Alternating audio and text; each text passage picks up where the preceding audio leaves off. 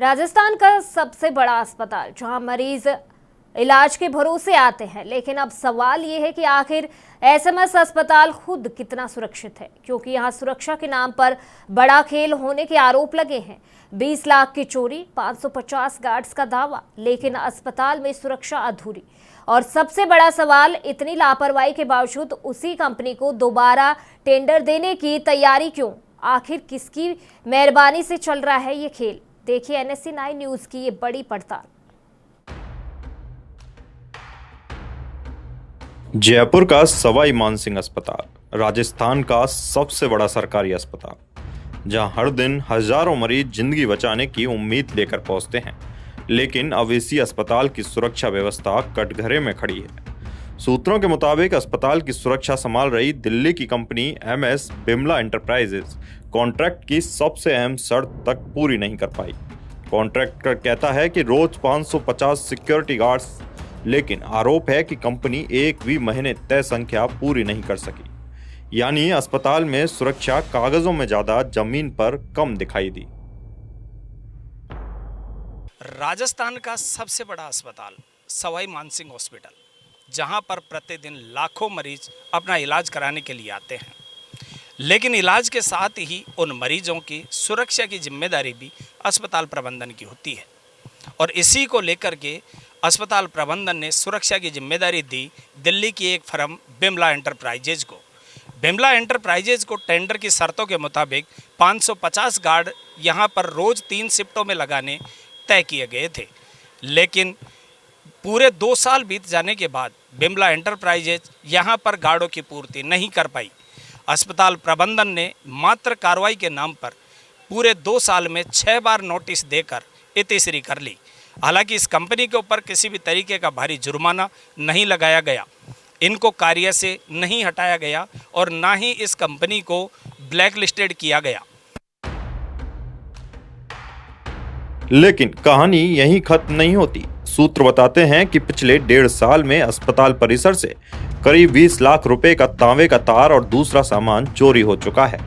अब सोचिए, राजस्थान के सबसे बड़े अस्पताल में अगर सरकारी सामान सुरक्षित नहीं है, तो मरीज, महिलाएं, डॉक्टर और उनके परिजन कितने सुरक्षित होंगे? चोरी होती रही, सवाल उठते रहे, लेकिन कार्रवाई फाइलों से बाहर नहीं निकली। और सबसे हैरान करने वाली बात, इतनी बड़ी लापरवाही के बावजूद कंपनी पर ना बड़ी पेनल्टी, ना ब्लैक लिस्टिंग और ना कॉन्ट्रैक्ट खत्म, बल्कि चर्चा यह है कि उसी कंपनी को फिर से टेंडर देने की तैयारी चल रही है। आखिर क्यों? डर रहता है जैसे कोई हमारी जेब न काट ले, मोबाइल ना निकाल ले, और दहशत सी बनी रहती है। हम कुछ सोते हैं, कुछ फिर जग जाते हैं, फिर देखते हैं, बाहर रहते हैं मरीजों से। हम मरीज तो अंदर रहता है, हमको सबको बाहर रहना पड़ता है। एक डर सा माहौल रहता है हमारे। गार्ड रहते हैं, लेकिन वो तो सब अपनी अपनी जगह ड्यूटी करते हैं। अब यहाँ हम पट्टियों पे सोते हैं। परिसर में है, वो तो इधर चला गया, पीछे से कोई भी आते रहते हैं, तो कुछ भी हादसा हो सकता है हमारे साथ।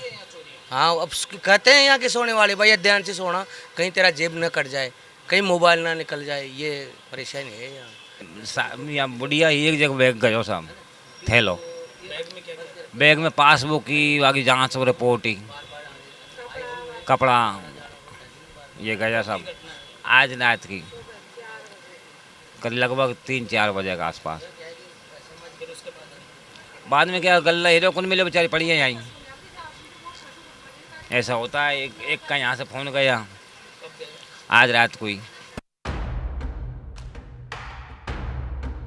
सूत्र बताते हैं कि कई जगहों पर ट्रेंड सिक्योरिटी स्टाफ तक मौजूद नहीं था। यानी जिस अस्पताल में हर मिनट इमरजेंसी जैसी स्थिति रहती है, वहां सुरक्षा व्यवस्था खुद वेंटिलेटर पर नजर आई।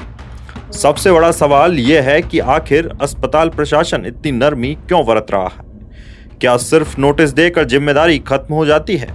क्या 20 लाख की चोरी कोई छोटी बात है, या फिर पर्दे के पीछे कोई ऐसा खेल चल रहा है जिसके कारण कार्रवाई से बचाया जा रहा है?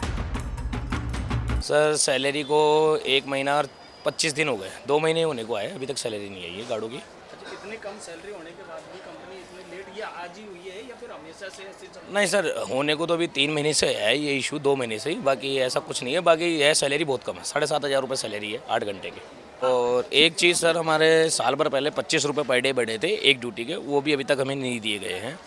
और सैलरी अभी तक हमारी वही है, 7,500 रुपये ही है।